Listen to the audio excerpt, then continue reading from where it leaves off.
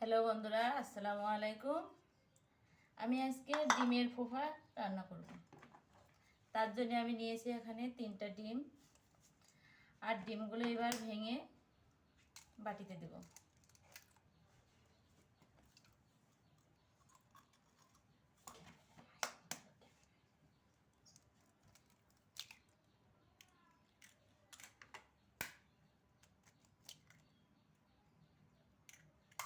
দেখতে পাচ্ছেন আমি 3টা ডিম ভেঙে নিয়েছি। এবার আমি সুন্দর করে এটাকে ফাটিয়ে নেব। আর এতে দিয়েছি সামান্য একটু লবণ।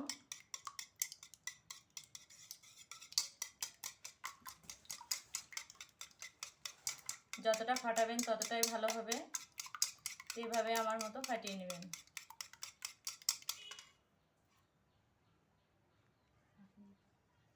এবার এই ডিমটাকে আমি এই স্টিলের বাটিতে ঢেলে দেব।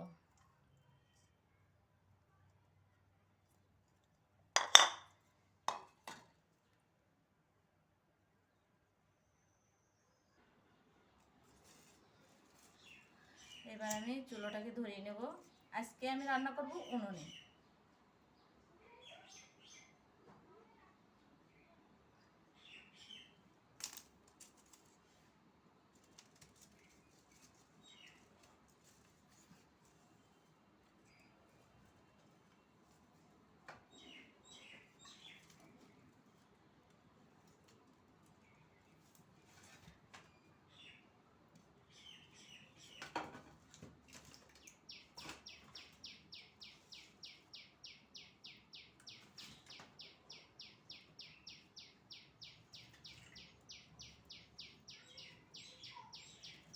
দেখতে পাচ্ছেন আমার চুলোটা ধরে গেছে।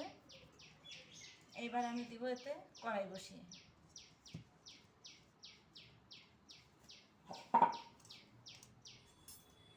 কড়াইয়ের ভিতরে দেবো একটা স্ট্যান্ড বসিয়ে। এবার দেবো আমি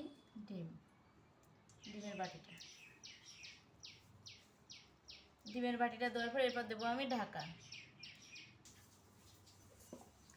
এবার আমি দেখবো ঢাকনা খুলে আমার ডিমটা কতদূর হয়েছে। দেখতে পাচ্ছেন কি সুন্দর ফুলে উপরে উঠে গেছে।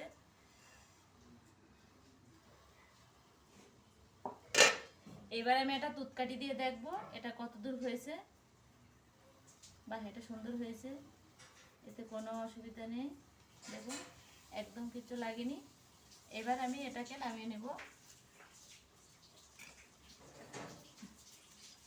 এটা সাঁড়াশির মধ্য দিয়ে এটা নামিয়ে নেব। এবার এটা একটু ঠান্ডা হলে আমি এটাকে পিস পিস করে কাটবো।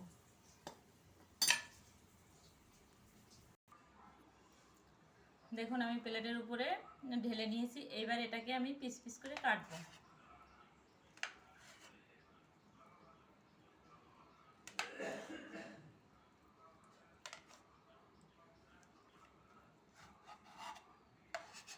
এভাবে আমি পিস পিস করে কেটে নিয়েছি। এবার এটাকে আমি তেলের মাধ্যমে ভেজে নিব।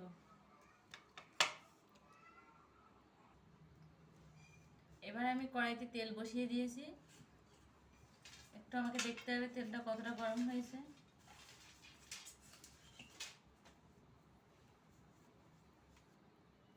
আমার তেলটা গরম হয়ে গেছে। এবার আমি ডিমের ফোফার পিস পিস করে যেগুলো কাটা ছিল সেগুলো আমি এতে তেলে দিয়ে দেবো।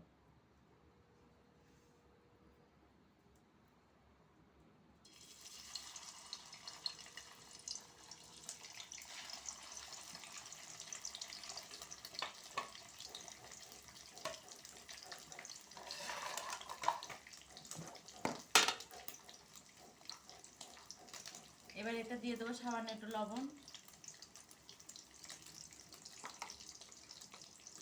আর দেবো একটু হলুদ গুঁড়ো। এটা দিলে সুন্দর একটা কালার আসবে, তাই আমি ওটা দিয়েছি।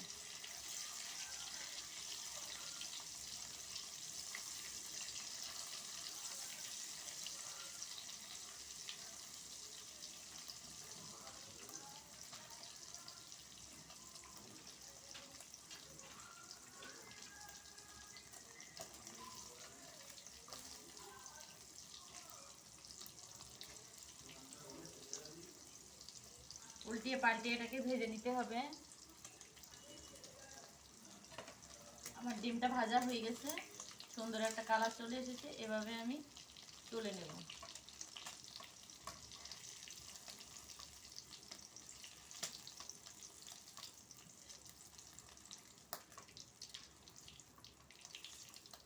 এভাবে সবগুলো তুলে নেব। এই তেলেই আমি পেঁয়াজটা কুচিয়ে রেখেছিলাম, সেই পেঁয়াজগুলো দিয়ে দেবো। দেখতে পাচ্ছেন আমি পেঁয়াজ কুচিয়ে রেখেছিলাম, পেঁয়াজগুলো এটা আমি দিয়ে দেবো।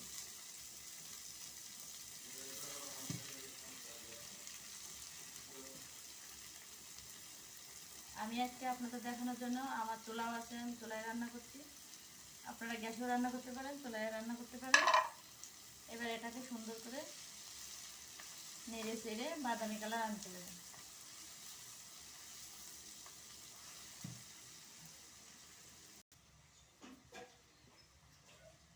এবার আমি এতে অ্যাড করব রসুন বাটা হাফ চা চামচ,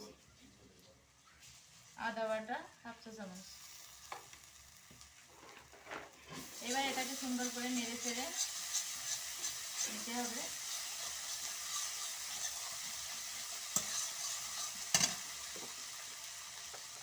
এবার এতে দেবো আমি লবণ, হলুদ গুঁড়া,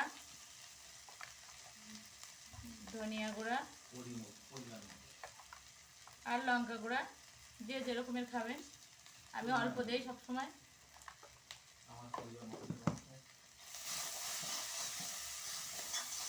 এবার এটাকে সুন্দর করে নেড়ে চেড়ে নিতে হবে।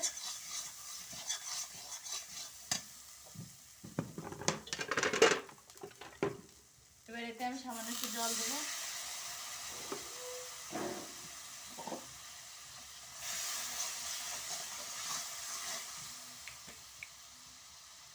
আমি একটু কাশ্মীরি লঙ্কা দেবো যাতে রংটা সুন্দর হয়।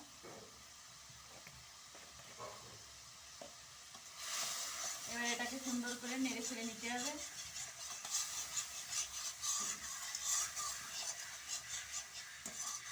একটু ভালো করে নেড়ে ছেড়ে রান্না করে নিতে হবে।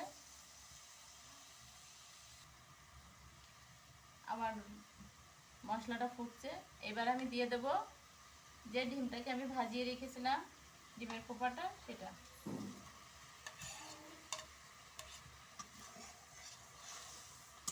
এবার এটাকে একটু নাড়িয়ে চাড়িয়ে রান্না করে নিতে হবে।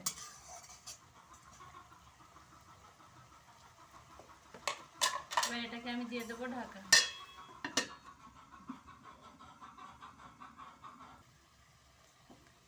ডিমের খোপা রান্নাটা আমার হয়ে গেছে। এর ভিতরে আমি এখন শুধু অ্যাড করব মিট মশলা, সামান্য একটু মিট মশলা দেব,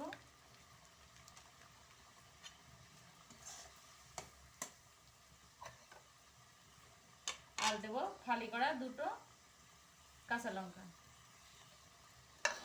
ব্যাস হয়ে গেছে। এবার আমি এটাকে নামিয়ে নিব। আমার রান্না শেষ।